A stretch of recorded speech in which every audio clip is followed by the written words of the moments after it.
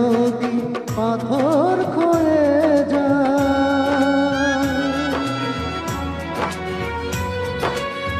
দুটি চোখে যদি মেঘ বয়ে যায়, হৃদয়ে যদি পাথর হয়ে যায়, তবু এই হৃদয়ের শীষ মহলে তোমাকে যখনই আমি রাখবো।